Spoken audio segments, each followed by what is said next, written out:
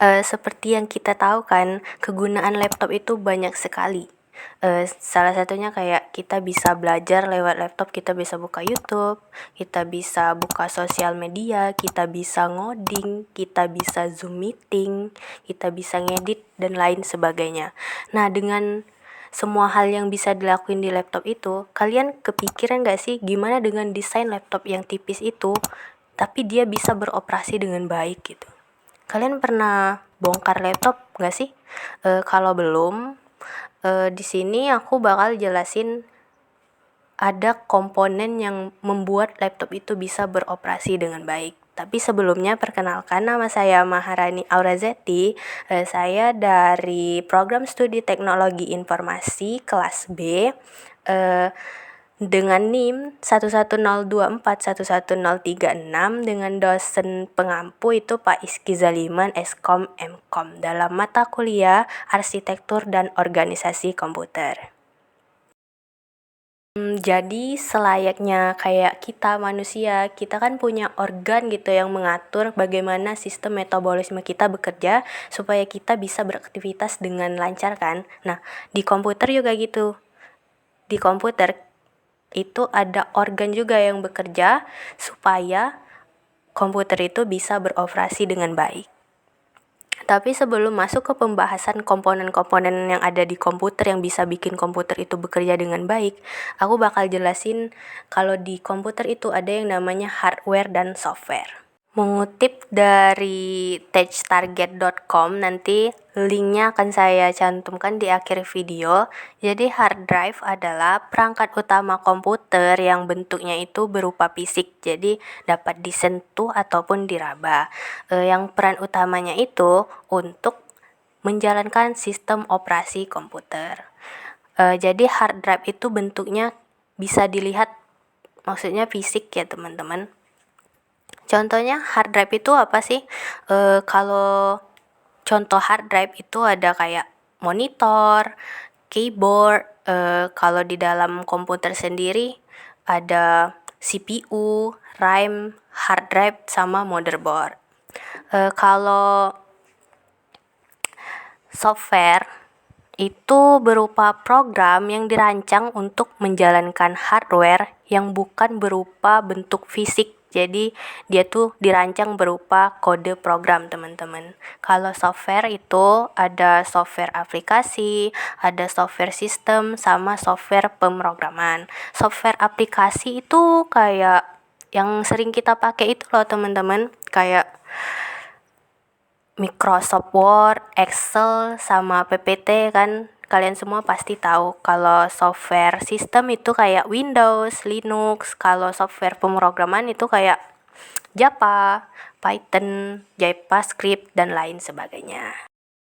Tapi di video ini aku nggak bisa ngejelasin semua komponen kayak dari hard drive dan software karena videonya bakal panjang sekali. Jadi untuk video kali ini aku akan menjelaskan komponen-komponen yang ada di laptop tapi versi hardware-nya. Sebelumnya aku sudah nyebutin kan kalau contoh hard drive itu apa saja. Nah, dari contoh itu terbagi lagi menjadi 4, yaitu input device, di mana data dimasukkan di dalam input device ini. Contohnya itu keyboard. Kemudian proses device, yaitu data yang telah dimasukkan itu kemudian diproses oleh device ini. Contoh device-nya itu ada CPU dan RAM. Kemudian yang ketiga itu storage device. Storage device ini di mana setelah data diproses itu akan dimasukkan di dalam ruang penyimpanan atau storage device ini.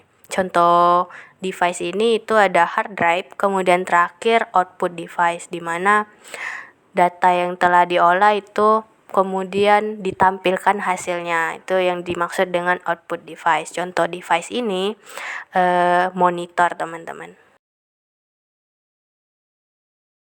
Nah, dari 4 bagian tadi, dari input, proses, storage, sama output, itu kenapa nggak terdapat motherboard? Jadi motherboard itu berfungsi sebagai penyedia tempat dari 4 bagian tadi untuk saling berkomunikasi di dalam komputer. Jadi Motherboard itu sebagai penyedia tempat untuk mereka saling berkomunikasi agar laptop itu bisa beroperasi dengan baik gitu. Kita masuk ke pembahasan yang pertama, itu motherboard. Jadi motherboard adalah papan utama yang menghubungkan antar komponen laptop agar dapat saling berinteraksi.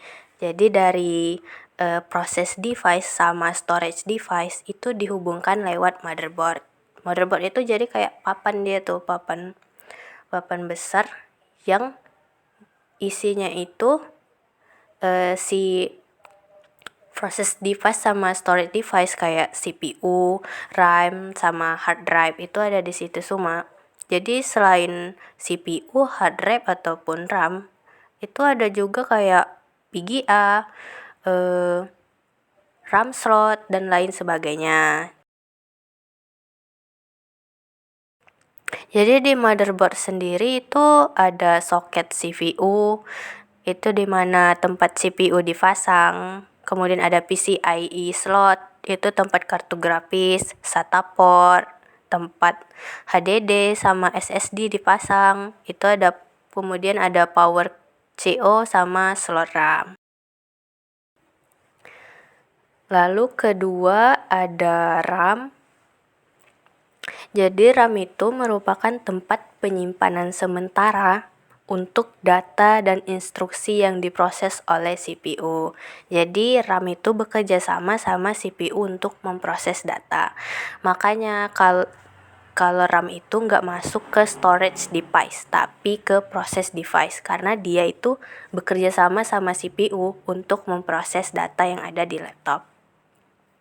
Jadi ketika CPU ingin memproses data, dia akan mengambil data permanen yang ada di SSD atau HDD, kemudian mentransfernya ke RAM karena kinerja RAM itu lebih cepat dibanding hard drive. Jadi kalau teman-teman ingin membeli laptop, kalian harus melihat RAM-nya dulu, kualitasnya bagaimana. Semakin besar RAM, maka kinerjanya akan semakin bagus.